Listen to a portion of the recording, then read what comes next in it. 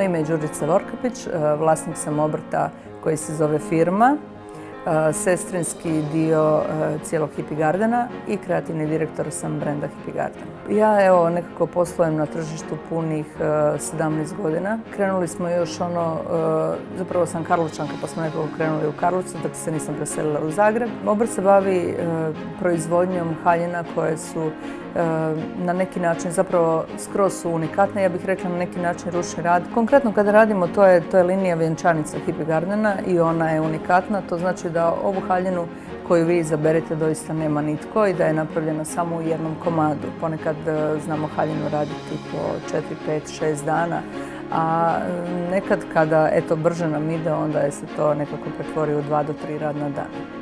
Žene sve više i više prepoznavaju nešto što mogu staviti u svoje nasljeđe. Znači ne žele kupovati stvari koje su opće dostupne, ne žele kupovati stvari koje ima svatko, nego tako uspjele su napraviti taj dodatni element vrijednosti. Kad imate nekakav dar, ne možete od njega pobjeći, nego ga jednostavno kroz život morate raditi ako imate sreću da možete od toga živjeti. Dobro se osjećam kad radim i dobro se osjećam kad dajem taj dio svoje kreacije.